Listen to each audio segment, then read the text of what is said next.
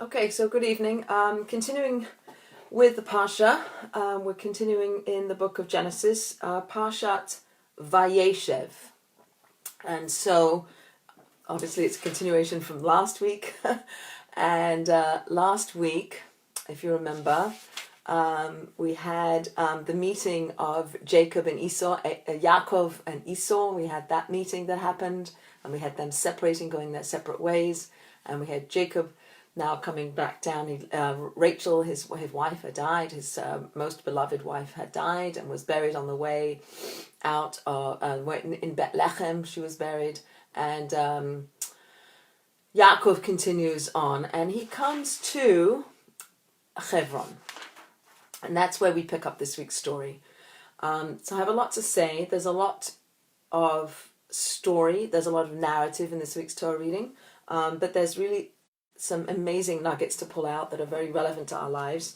And so I'd like to maybe just give a little overview of what the story is, because there are things I feel like is a little bit jumping around, and I also want to bring in a few ideas about Hanukkah, since that's coming up on Sunday night, is the first night of Hanukkah. Very exciting. So we're going to start. I'm going to tell you the storyline. So Jacob comes down. He quote unquote settles in the land of his father's sojournings, in the land of Canaan, and he feels like he's going to live like a tranquil life. It's going to be easy for him there. Everything's like behind him. But what happens is that we have the whole incident of Joseph, who was the older of the two sons that were born from Jacob and Rachel. They had two sons, as you know. This was Jacob's most beloved wife, and these children were favored by the father, Jacob, even though he had all these other children from Leah and from the Bilhah and Zilpah. They had other children. As we know, there were 12 tribes that came from Jacob. But these were the favorite children, were Joseph and Benjamin. They were the children of his love, Rachel. So Joseph, you remember the story where Joseph has dreams, and he tells the dreams, which creates a certain amount of animosity and hatred and jealousy from the brothers. And one day they're out tending their flocks, and Jacob tells Joseph to go and check on his brothers. He goes to check on his brothers. They see him coming, and they plot to kill him. It's not a simple story. There's a lot of depth to what they were doing. They felt righteous in convening a beit din, convening a court amongst themselves, and deciding that he deserved the death penalty because of his desire to rule over them. And I'm just giving you a brief overview first. I want to go back over a lot of the details. And as they see him coming, they plot to kill him. As you know, everybody knows, I believe, that Joseph was given a coat of many colors by his father Jacob, as a sign of the favorite nature of his relationship with Joseph. And Joseph's wearing this coat as he's being seen by the brothers coming towards them. They plot to kill him. And it's Reuben, the first son of Leah, who says, no, let's not kill him. Let's put him into a pit. They take his coat off him. They throw him into the pit. And then Reuben goes off planning to come back and take him out and return him to his father. And Judah says, they see some travelers, some merchants coming along, the Ishmaelites. They say, let's sell him to the Ishmaelites. And there's a conversation in the rabbinical literature as to who actually pulled him out of the pit. Gets sold, goes down to Egypt. When he's in Egypt, he rises up through various different places where he's being sold. He ends up in the house of Potiphar, the grand vizier of Egypt, whatever that is. And he ends up in this wealthy home, and he is seduced. He's very beautiful, and he's seduced by the wife of Potiphar.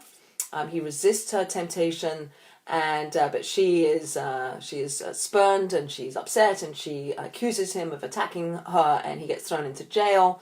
And in jail, he has an encounter. He rises up into the favors of the jail. The people in jail like him. They think he's a good guy. And they rise him up to positions, quote unquote, of power in the jail.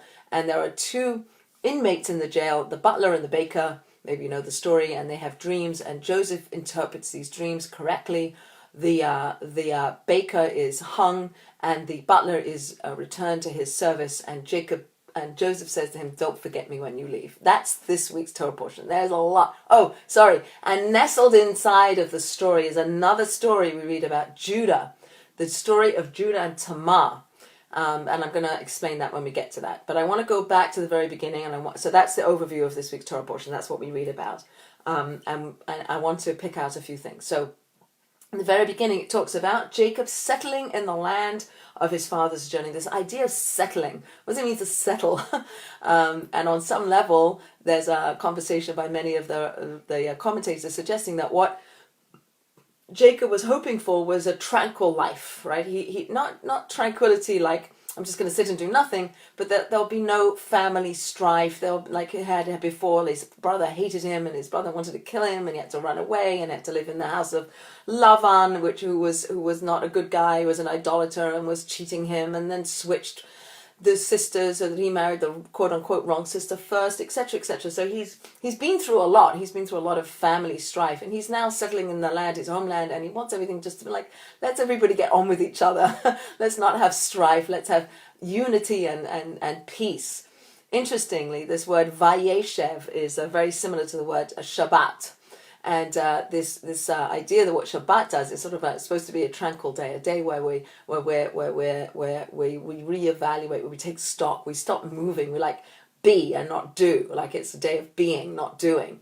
And on some level, it said that this is what Jacob wanted. He wanted a peaceful life. Don't we all just want a peaceful life? Wouldn't it just be nice if everybody goes on with each other and we had such a, there was peace at home and peace in our relationships and peace with, all around us? Wouldn't that be so lovely? And obviously that's not the way of our lives, and it wasn't the way of Jacob's life. And essentially God's saying, that's very nice that you want that, but that's not your purpose in life. Your purpose in life is to struggle. That's all our purposes in life is to struggle. And we all struggle. On different levels and different ways, and so what on some level, how do we grow from the struggles? How do we learn from our struggles? How do we help each other through the struggles? And these stories that we're learning through the book of Genesis are really helping us to understand what it is that our foremothers and our forefathers showed us about how to live our lives and what they did. Okay, so Jacob is not going to live a settled life. He's not going to live a life where everybody gets on with each other. And it says that Joseph was 17, and he was a shepherd with his brothers, and that he would bring back evil reports about his brothers. Essentially, he was a little bit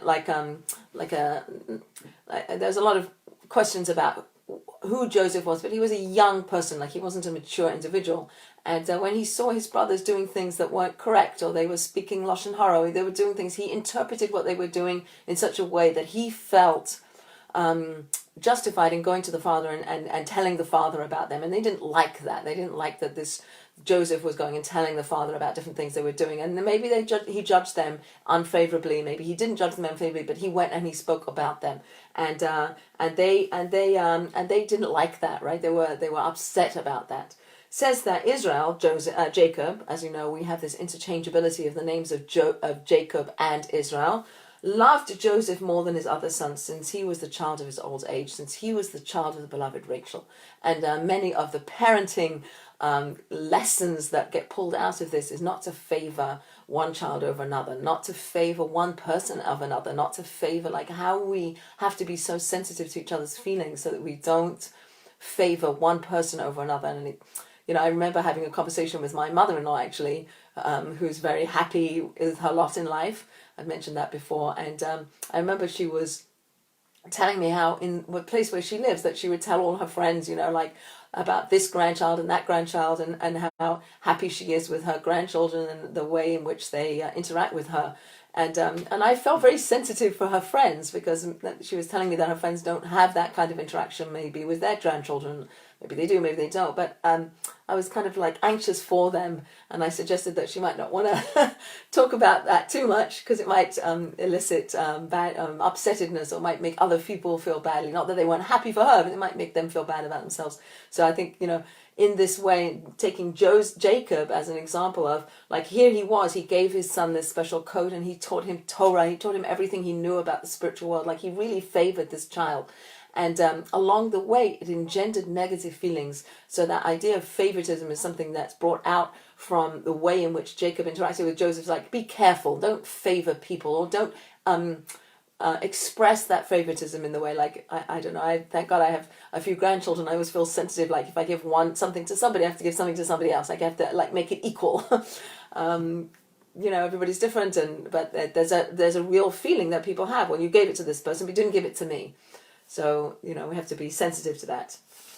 So he made him this tunic, and it's very interesting because actually in some of the mystical teachings, it says that this coat of many colors that Joseph was given by Jacob was actually the coat that Adam, the first man, Adam Arishon, Adam in the Garden of Eden, it was his clothing that God made for him, and that it had got passed down. And if you remember, it was something that Esau had, that Jacob took to then wearing, and that he presented himself as Esau wearing this coat. So there's another tradition that says, as much as this was maybe a new coat that Jacob was giving to Joseph, that actually it was the coat that went way back to the Garden of Eden. It was the coat that God gave to Adam and made for him. And so it was a very, very special coat, and it was a very big deal to be given this coat. So his brothers saw that it was he whom their father loved most of all, and they hated him, and they couldn't speak to him peacefully. And what we hear through this whole Torah portion is this strife that happened between the brothers. And as we go through this Torah reading, we learn about how they sold him. It's one of the most heinous crimes in our tradition, is the sale of Joseph. How the brothers could sell their brother into slavery, into wherever, into the unknown, that they could do such a thing, and such animosity and such hatred and such jealousy there could be between brothers. And actually in every Torah portion, there's something that speaks about hope, and there's something that speaks about the future, and not in this week's Torah portion. And the commentators tell us it's because of this strife and this hatred between people. And maybe if we think about that in our lives, how much we have to try to work really hard sometimes to break down the barriers between each other, whether we're in families or whether we're not in families. Like, it's not easy. Relationships are not easy. And if a person's feeling slighted, or a person's feeling hatred towards another person, how to overcome that or how to not express that. But we learn through our tradition that is not something that we, there's a goal, definitely not a goal. And v'ahavta l'recha kamocha, this supreme value we have of loving your neighbor as yourself, is something that we should all be continually striving for. I want to insert here, some of you might have read the article that I wrote on h.com, but about visiting the Ferenc family, who's I visited the sisters. The sister was one of the victims of the heinous murder of all the people that were killed in Jersey City. So I went to the Ferenc sisters to visit. We didn't know there were any sisters there. We just went to the Shiva house, and we didn't know who was going to be there. Didn't quite know what it was. I actually didn't know they were Hasidim. I don't know why I didn't know that, but it just felt fellow Jews. We're going to go visit fellow Jews. And I walked in, and the people there were so different from the way I look, right? They look so different. They're dressed as Hasidim, and they speak Yiddish, and it feels very foreign. And yet, we're all Jews. I could walk in, and they said, "Who are you?" And I didn't know what I was going to, how do I answer that question? Who am I? Wasn't expecting anyone to talk to me. I thought I'd just come in and I'll sit in the back and nobody will know I'm here, and it'll just be like I'll just kind of touch the epicenter of this event, and I'll just be there. And then I'll leave, and maybe, I'll say the refrain of comfort for mourners, and I'll just, by my presence, add to perhaps a little bit of comfort that people give by being part of a community. But they were all over me, like I was so obviously different than them, and who are you, and where are you coming from? And they said, "Who are you?" And the first thing I thought to say, and I didn't plan it, was I'm just Klal Yisrael. I'm just a member of the Jewish people. I'm just one of you, right? We might look different, and we might have different, head coverings, or we might not have any head coverings, and we might speak Yiddish, and we might speak Hebrew, and whatever we speak, it doesn't matter. We're all Yehudim. We're all Jews, and we're all, I'm going to start crying because it was really feeling like this Am Yisrael, this connection of Jewish people. And in this Torah portion, we have these brothers who conspired to sell Joseph into slavery. Like, there's so much hatred and so much jealousy towards their half brother. They could do such a thing. obviously there are ways in which it's interpreted and it's not a little bit more favorably, but in the end they did sell him, and it was perhaps the divine plan that this would be what Joseph should do, that he would be sold into slavery and that he would make his way down to Egypt, and that he would set the stage for the whole prophecy that Abraham was given, that the Jewish people would be enslaved for so many years and then come out. God would bring them out. This whole historical confluence of events that was going to happen, such that the Jewish people would then be redeemed with a strong hand, and God would bring us out, and we'd have the Passover, etc., etc. But how it plays out, right? The kind of dance that goes between our free will and God's divine providence, and sometimes it's clear and sometimes it's not clear, right? So we feel in our lives that we have free will, we can choose to do what we want, and then there's a divine plan, and how do those kind of like weave in and out of each other, and how much is us and how much is God kind of running the show. This hatred is up to them. They chose, right, to have this amount of animosity and hatred towards Joseph. He tells them about two of the dreams that he has, and there's a lot of dream talk in this week's Torah portion. There's the dreams that Joseph has that he shares with them in the beginning of the Torah portion. He dreams about collecting sheaves of wheat in the field, and that all of the brothers' sheaves of wheat bow down to him, that he stays erect, that they're collecting these bundles of wheat, and they all bow down to his bundle of wheat. So that's on some level represents, say some of our commentators, that represents financial security, that represents food, that represents materialism, that he would be blessed with materialism, that he would be rich, and at some point they would bow down to him, that he would, and in the end, obviously does play itself out that way, that he becomes the distributor of the food in Egypt when there's famine in the land, and the brothers do come to him and they do want food and they do bow down to him. And that's one of the reasons given as to why Joseph doesn't go back once he's risen to a level of power in Egypt, that he doesn't go back and tell his father that he's alive, because the prophecy that he had in the dream had to come to fruition. So it hadn't happened yet. So he was understood this was part of the unfolding of the story that had to happen. So he had to be in Egypt. He had to rise up through the ranks. He had to get to that place where the brothers will come down and bow to him. And that would be a fulfillment of that first dream.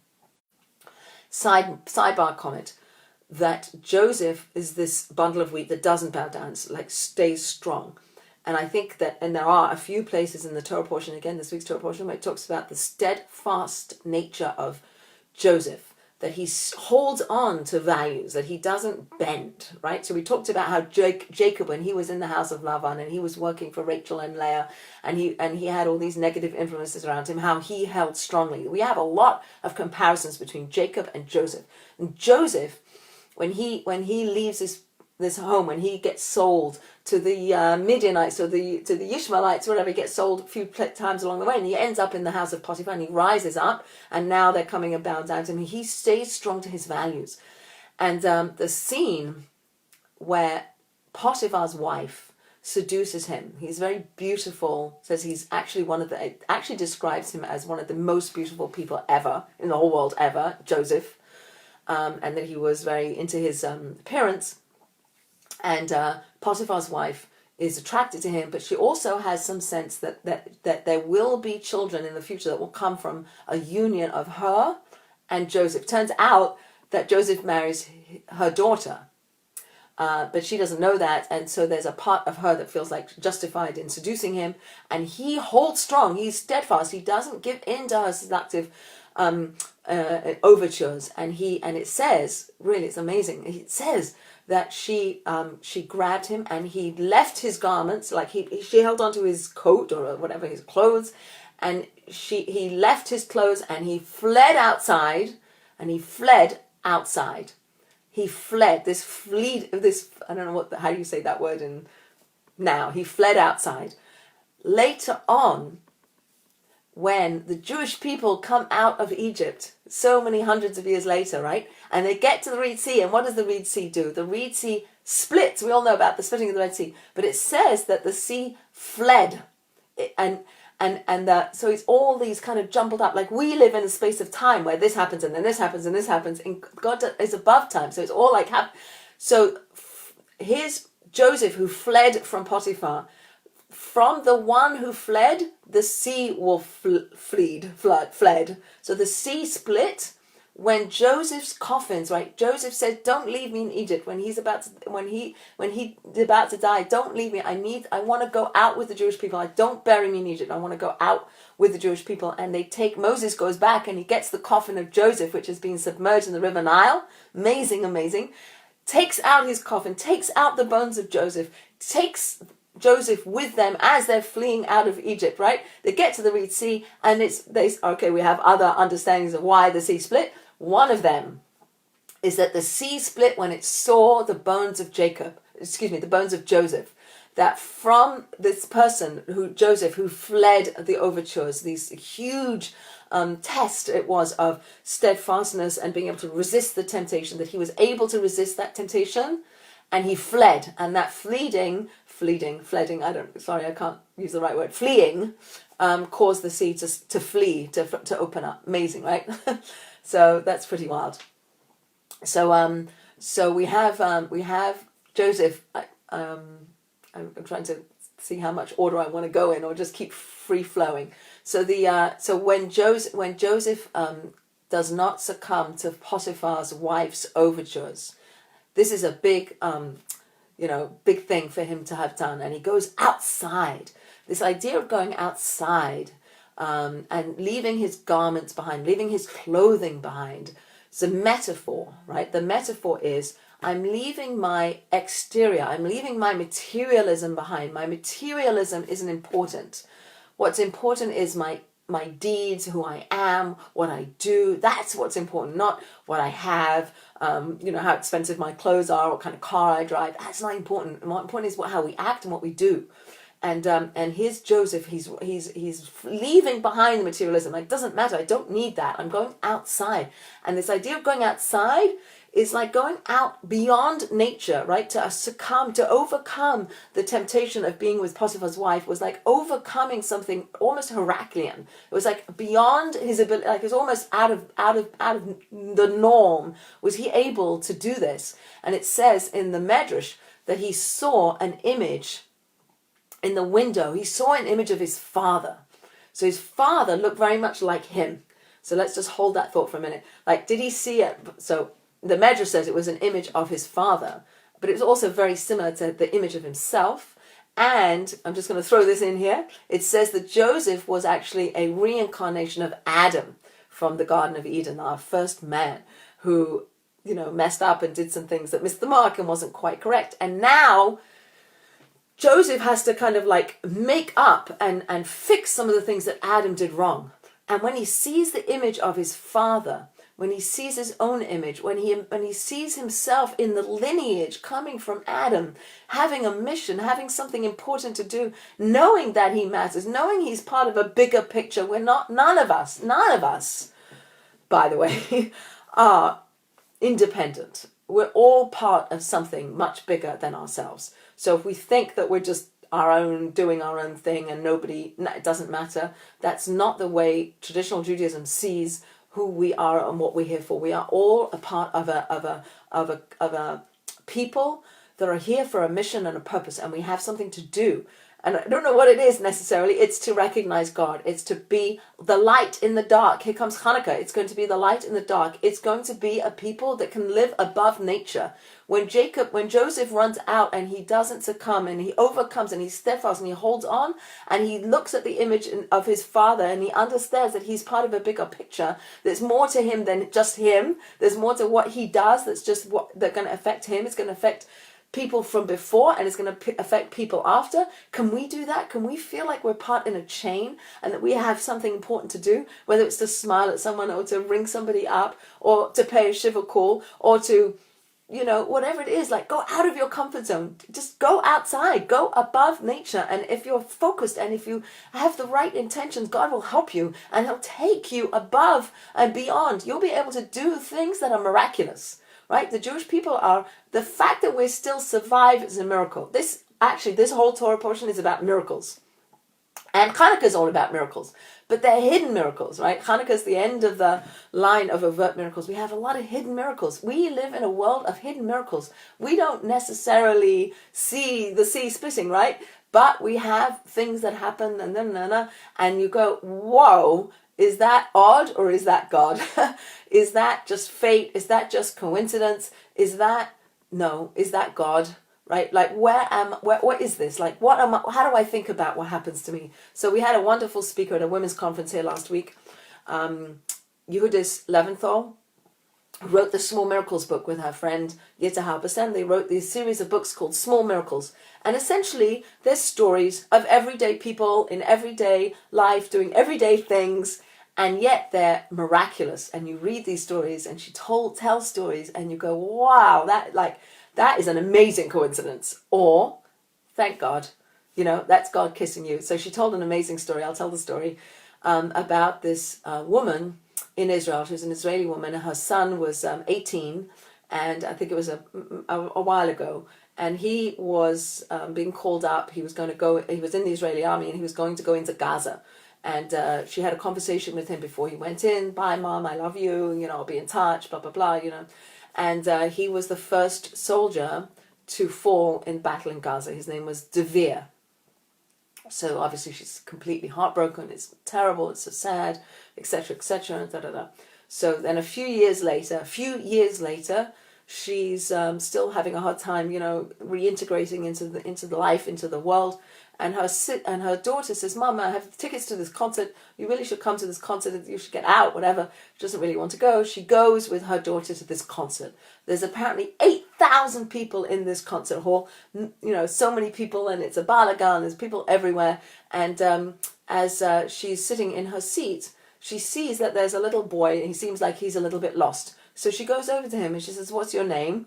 And he says, "My name is whatever, I don't know. My name's Asher." Says, "Fine, Asher, where's your family?" And he starts to cry, and he doesn't know where his family is. And then the big sister comes over and says, like, "He's with me." And they walk over, and they're literally sitting behind where she's sitting. And so the little boy sits down, and the mother says, "Now that's your seat. You sit next to your brother, Devere." So the mother of the fallen soldier, whose name was Devere, is amazed that this person sitting behind her, this little boy, his name is Devere. And she says to the little boy's mother, "I'm curious, why did you name your son Devere?" Jewish people always want to know everything about everybody, but it's an unusual name, and we always have reasons why we name our children what we name them.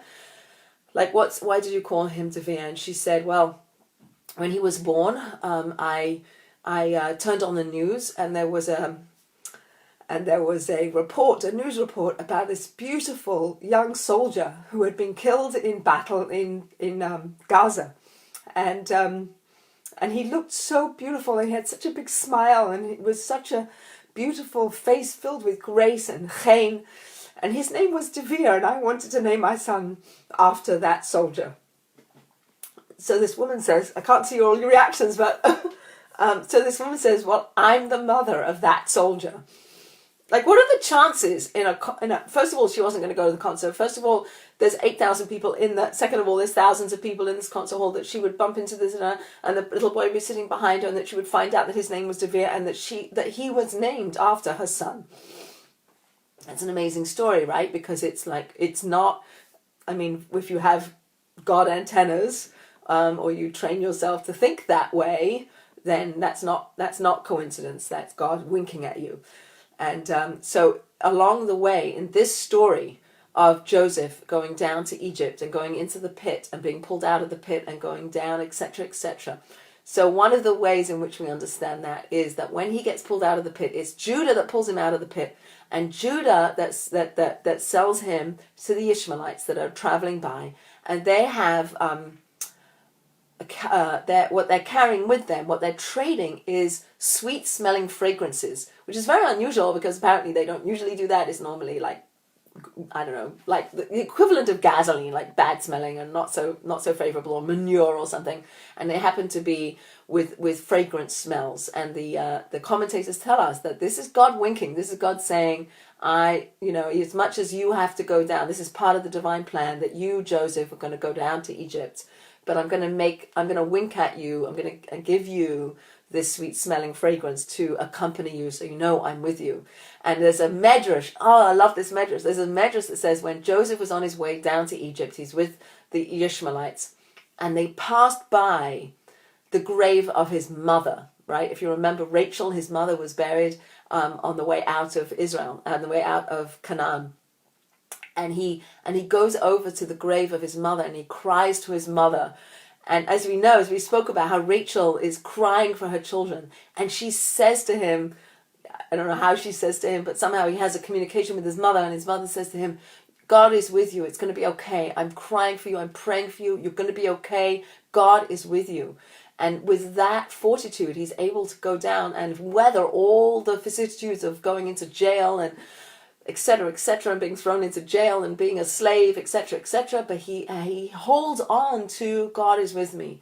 Even though I'm going down in shackles with this Ishmaelites, there's sweet smelling fragrances, and I see that as God kind of with me in my travails. And the Ferenc sisters, these sisters that I was merited to pay a shiva call to, spoke about the miracles. There were so many. They said to me there were so many miracles that happened, and they were telling me the miracles. And they were telling me about their sister and how it had to be, and why it was that the gunman went into the grocery store that they were supposed to apparently go to the yeshiva. There was a school right next door to the supermarket where the sister and the brother-in-law, they owned the store, and the brother-in-law had just left to daven the afternoon to pray the afternoon service. But apparently these these assailants were going to go into the yeshiva, and as they were coming out of the car, their van or whatever, they were shooting. And the Rebbe, she told me that the rabbi, the teacher, was hearing the shouting and the noises and everything, and he barricaded the door, and he made all the children lie down on the ground. I can't even imagine. And he made all the children lie down on the ground, and he said, children, you're going to die. We're all going to die. So say Shema. And he had all these children saying Shema.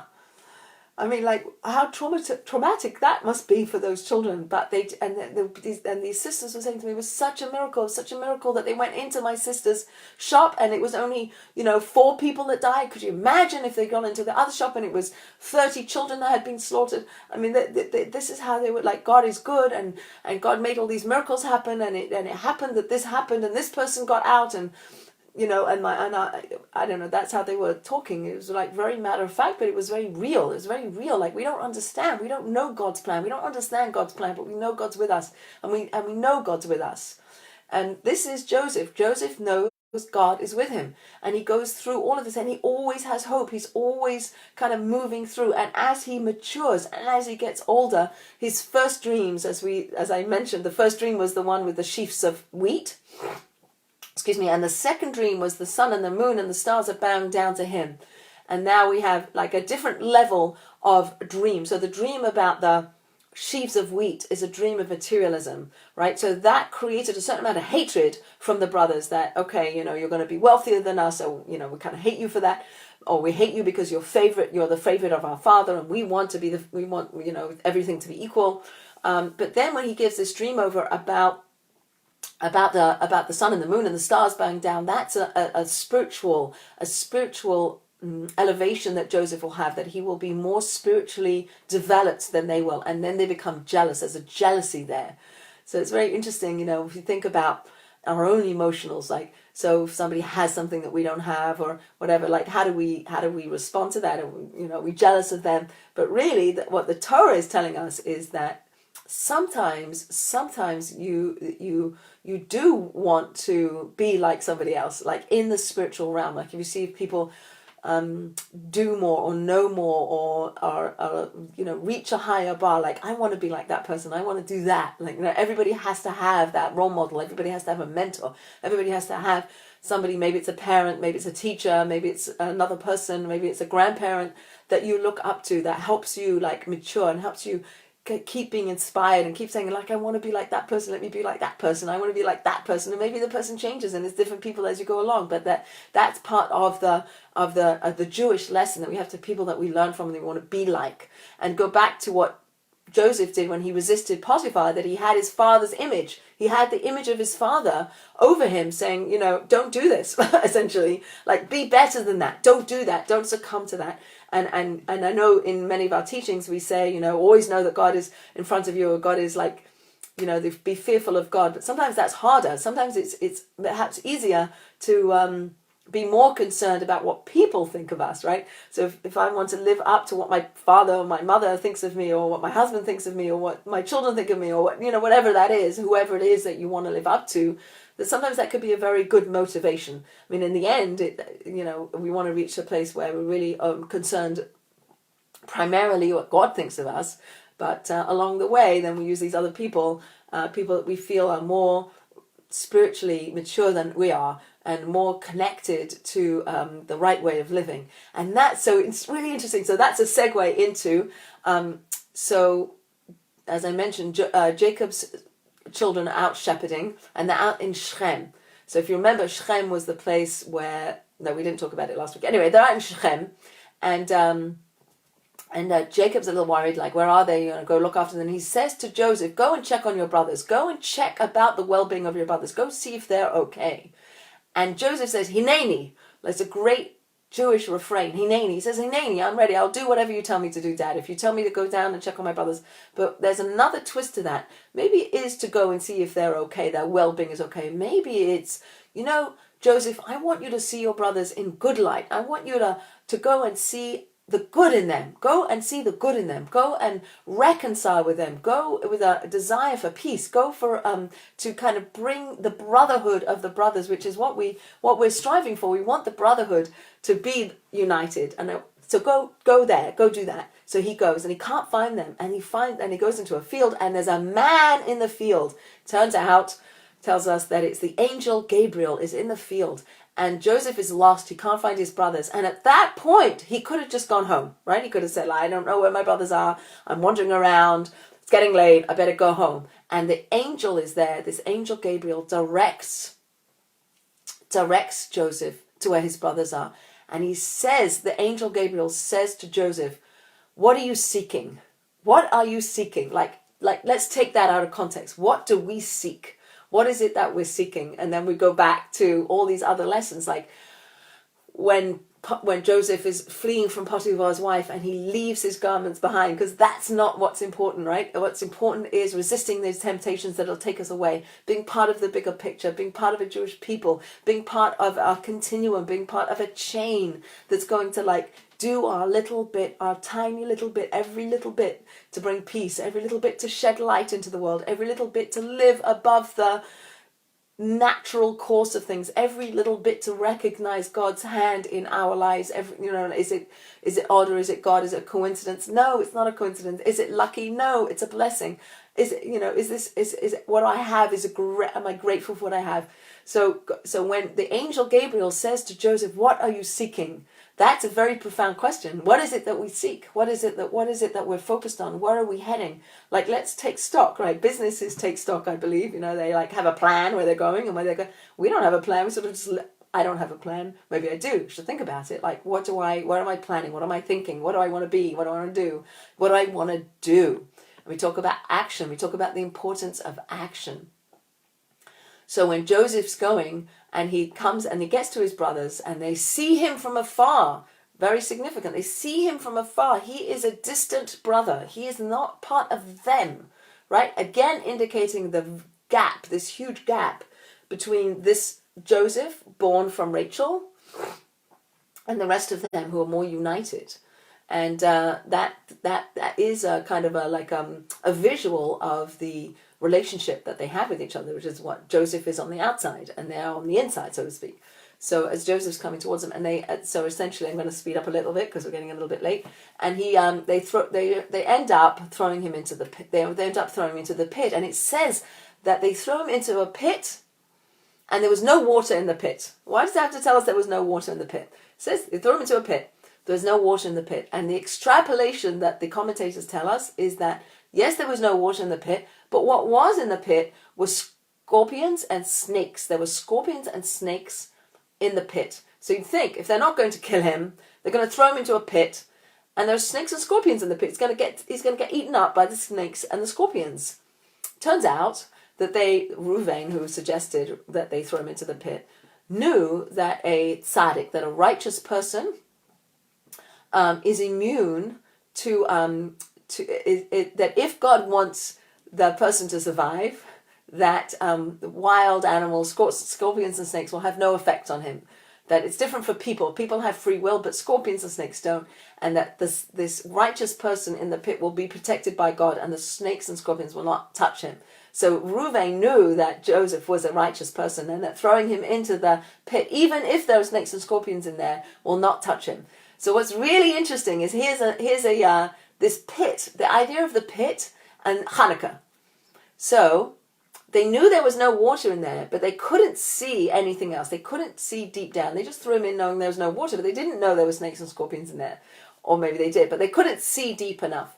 So the depth of this particular pit was 20 saras, like a saraf's deep. I don't know exactly how deep it is, but they was deep enough that they couldn't see the bottom.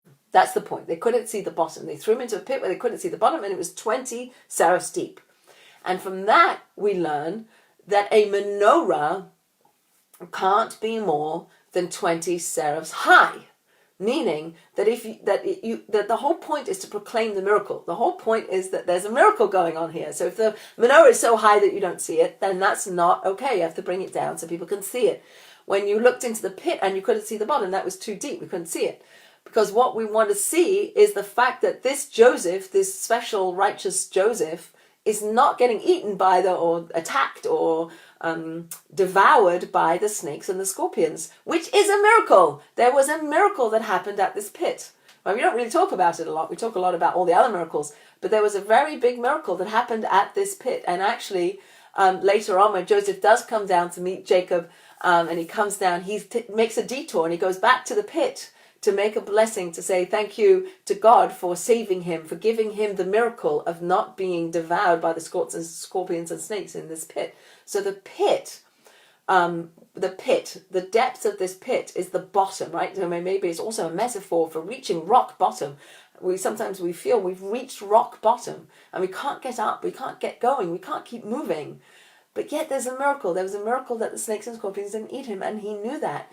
And then he gets pulled out, and then there's hope. And then as he's going down to Egypt, he stops at his mother's grave, and his mother tells him, "Don't worry, God's with you, and we're all rooting for you, and we're with you. And yes, you can survive the vicissitudes of life and all the travails and all the sadness and all the loneliness that's going to happen to you. You can survive it because God's with you. And I, your mother, am crying for you. I, your mother, am rooting for you and praying for you and petitioning for you. And you got this, you know." Like, and when you're in the depth and you're in the deep, there'll be a salvation. It'll play itself out. God's in charge. God's in charge. And that's one of the things that, again, the Florence sisters were very clearly communicating. God's in charge. Like, we don't know. Like we have no idea why our sister had to be gunned down in that shop.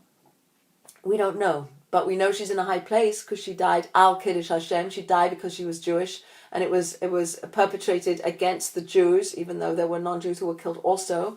But that she died because she was Jewish, and that puts her in a very high place in the heavenly realms, and they knew that, and they were comforted by that.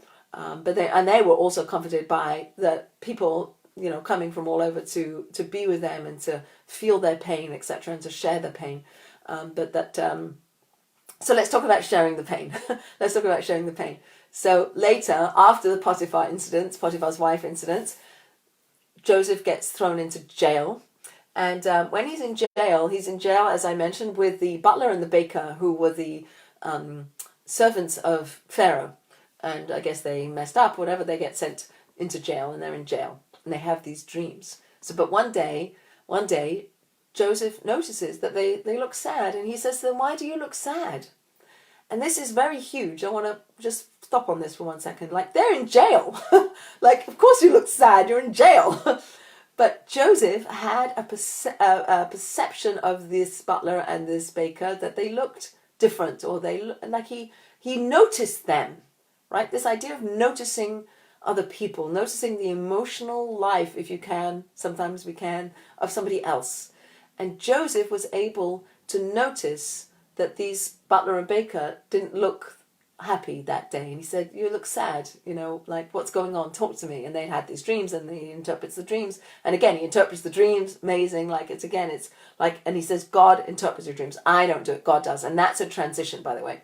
That's a transition from the dreams that he had with the sheaves of wheat and the dreams of the sun and the moon and the stars that were banged down in his dreams, divine communication, a prophecy of what will happen in the future, where he had these dreams. They were not quite didn't really understand them necessarily, to now, many years later, a few years later, where he's in jail and he's interpreting the dreams of others. But he's not doing it. He recognizes it's God's communication, and I'm just the conduit. I'm just the conduit. Like the angel Gabriel who directs Joseph, he's just the conduit. Right? The angel that stood there had a mission. His mission was to direct Joseph to his brothers so that they would then do whatever they did to him and he would end up in Egypt. But there was an angel positioned by God to be there to make that happen, so to speak. That's a confluence of events that had to happen, and God's there helping it.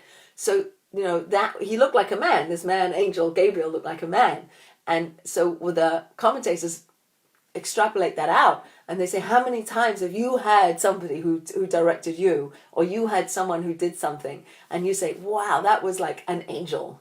Well, yeah.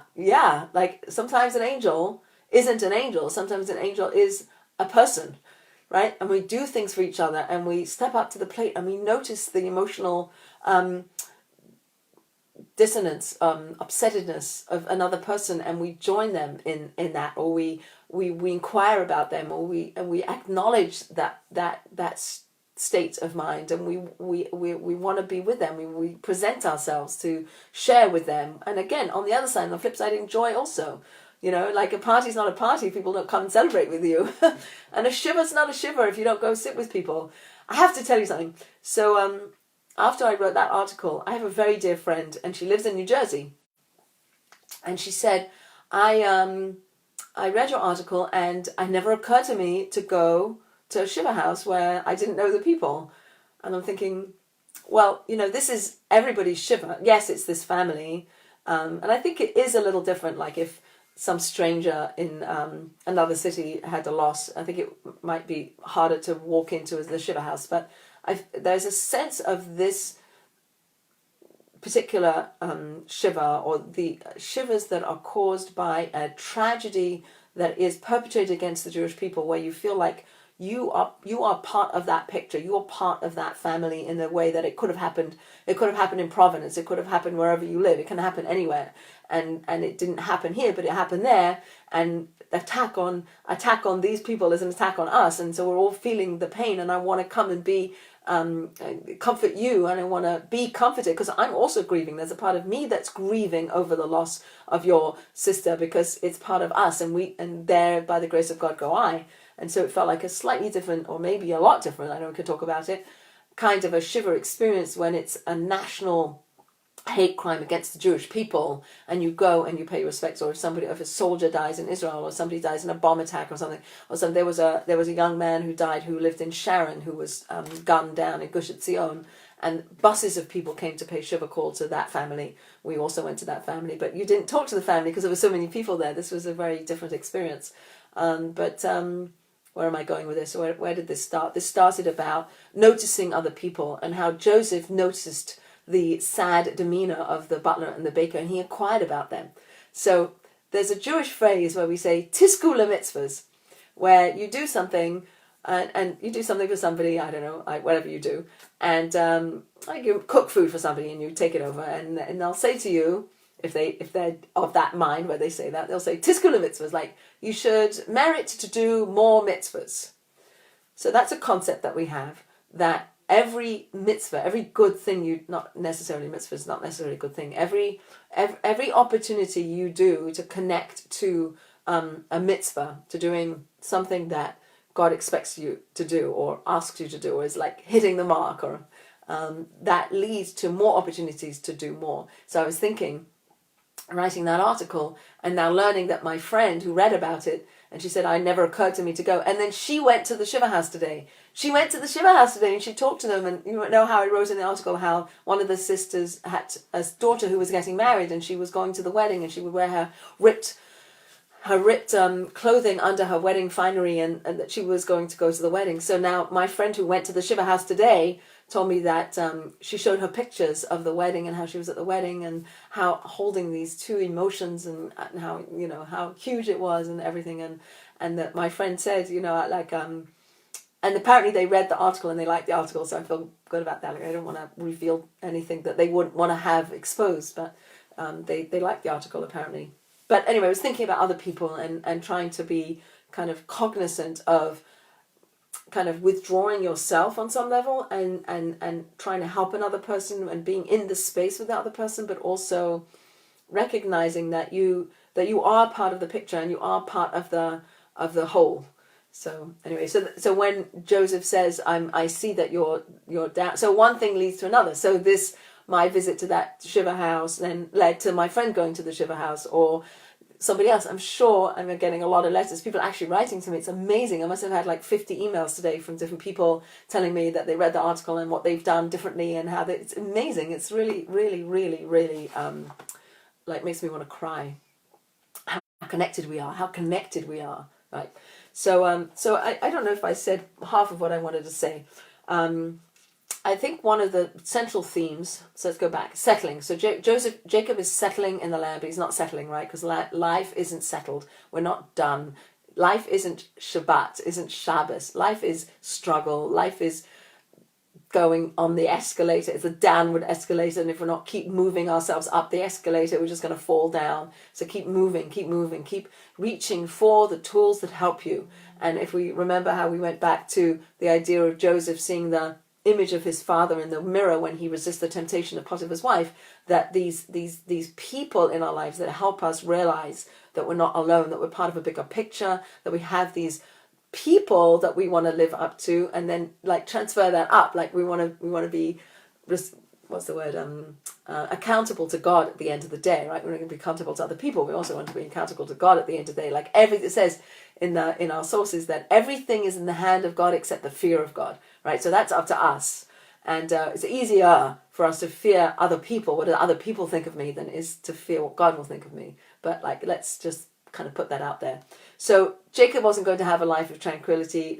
Jacob was not going to have lack of family strife in his home. And this favoritism, giving the coat, whichever coat it was, whether it was a new coat or whether it was the coat from Adam, the first man, that he gave to Joseph, and then Joseph telling these dreams, which are divine communication, telling these dreams to his brothers, caused them to hate him, caused him to be jealous of him. That the difference in their inability to be a united brotherhood, they're throwing him in a pit. Reuven throws him in the pit. His plan is to come back later and get him and take him back to their father. And he thinks, I'll just call off the brothers, they want to kill him, I'll just throw him into the pit where there's no water and there's scorpions and snakes, and they don't kill him, so it's a big miracle, little miracle. We have to be able to see, so it can't be too big. That's the height of the menorah, just recapping. And they throw him into the pit. Reuven wants to come back, he leaves, and it's Judah that then sells him. There's a conversation whether it's to the Ishmaelites or to the Midianites or who pulls him out, etc., but whatever. He gets sold. And when Reuven comes back, he's not in the pit anymore. And then they take the coat of many colors and they dip it in goat blood and they show it to Jacob. But I want to say about Reuven that in his mind, he was going to come back and he was going to take Joseph and return him to his father. But he didn't. So there's he's a little bit taken to task here where he acted with a sort of amount of half-heartedness, that he had an idea that he was going to return Joseph to his father, but he didn't follow through, right? He threw him into the pit first, then he was going to come back. And in retrospect, he, in his own mind, should have said, no, we're not going to kill him, and we're not going to throw him into the pit, and we're not going to sell him, we're going to take him back home, but he didn't, right? So for that, he's faulted, that he should have acted with more commitment, with more he should have definitely, what's the word I'm looking for, that he should have been like a very committed to doing what he wanted to do, which was return Joseph to his father. And that in the half-hearted nature of how he actually played things out was not effective, right? If he really wanted to return Joseph to his father, he should have just returned Joseph to his father. So the message there is hold to your commitments. If you have something that you believe is right and that you think is the right thing to do, then like do that. Like be focused on that. Like back to the angel Gabriel who says to Joseph, what are you seeking? What is it you want? What's your goal? And if you have a goal, follow the goal. So when Reuven doesn't follow through, he doesn't do it right away. He's like, vacillating, and he's like, throw him in the pit and I'll come back later. No, do it now. Like you had the opportunity to do it and you missed it. So like that lesson of don't miss an opportunity. Be passionate, be wholehearted, and be committed, and act with that without that self-doubt. So very hard to do. There's a lot of self-doubt or how we talk to ourselves. Like, do we believe in ourselves? Do we believe this is the right thing to do? And if it is, then we have to just do it, right? Just do it. Don't listen to these other voices. Don't listen to what you think other people will say or do. Like, just do it. So that's another message that comes out of Reuven. So he gets sold. He goes down, and this idea of then being pulled out of the pit, and so I sort of talk about that. So the coat of many colors gets dipped in goat blood and given to their father, and the presumption is that Joseph is dead, but there's no body, right? Like, you can extrapolate and say, oh, he must have been killed, but there's no body. And Jacob never gives up hope. He never loses the desire or the thought that one day he will be reunited with his beloved Joseph. And obviously it makes us think about people who are lost in war, or people from the Holocaust who didn't really ever have closure. They didn't know what happened to their loved ones. They never, had a funeral or a burial, or they just didn't know. I mean, the presumed dead, right? So the presumption here, by giving their father this coat dipped in blood, is that Joseph has been killed. But it's a presumption. It's not a closure. It's not for sure. And Jacob holds on to that hope that he'll one day, and he never lets go of that hope. And then if you then go forward to Joseph, who has this image of his father, Joseph never lose sight of his relationship to his father. And so I think one of the things that perhaps we'll end on as we're getting close to the end is the idea of the people in our lives, whether we're close by and we interact with each other all the time, or we're separated. Like back then, obviously, there was no way to communicate with each other. There's Joseph down in Egypt, there's Jacob over there in Canaan, and there's no communication between them. And Joseph still has the image of his father. He still has the values of his father. He's still steadfast in who he is as a descendant of the house of Jacob. And then we have Jacob, who never has that closure and never gives up on the hope that one day that he believes his son is still alive. He has hope. He has hope. And don't we as Jewish people have hope? Don't we have hope that one day there will be peace in the world? Don't we have our mother Rachel in the grave crying for us, crying for the redemption of the Jewish people, crying for the day where there'll be no more suffering, where there'll be no more pain, there'll be no more tears, where there will be brotherhood, where there will be peace? We have hope. Tikva, Ha Tikva, our national anthem is that we are a people with hope. And Joseph has this hope. And Jacob has this hope that they will one day be reunited, and obviously they are, and we'll read about that as we go along.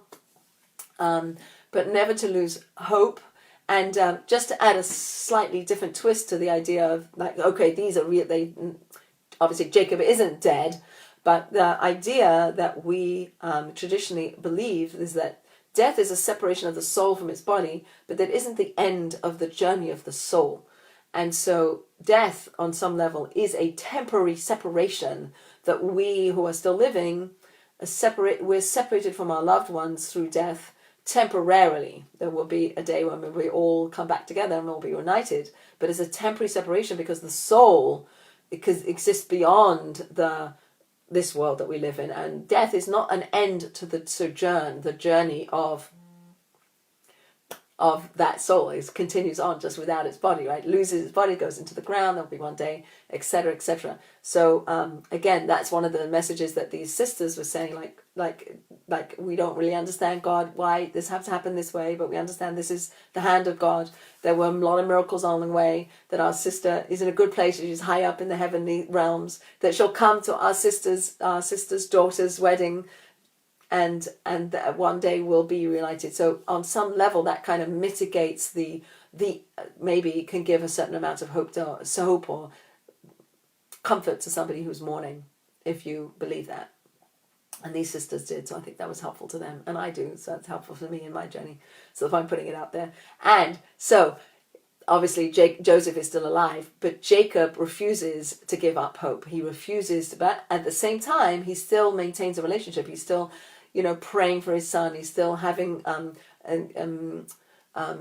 the presence of his son in his life, and similarly, Joseph still has the presence. And they say that the soul of Joseph and Jacob are intertwined with each other. And I think that's another amazing thought to think.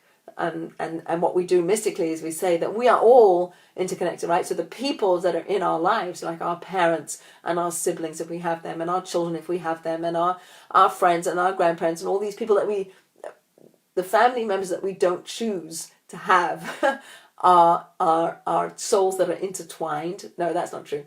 That all the souls that are in our lives are intertwined souls, that somehow we travel we travel together as souls that have relationship with each other. And that as much as Joseph and Jacob are intertwined souls, the message I want to convey is that the people in our lives are souls that we are intertwined with. Like sometimes you meet somebody, you've never met them, and you just feel very comfortable with them because your souls are like connected. There's a connection there. Hopefully spouses feel that with each other, and us with our parents, we feel that way. There's this soul connection that we have with people, and I guess the bottom line is that as much as we have these soul connections with other people, it doesn't necessarily mean that we will live peacefully. That it still takes a lot to maintain the relationships and keep them loving and to keep them upright. So Joseph, who has this first dream of the sheaves of wheat that are bowing down, he doesn't bow down. He stays strong. He's holding on, right? So he goes up the mountain. He stays up the mountain, so to speak.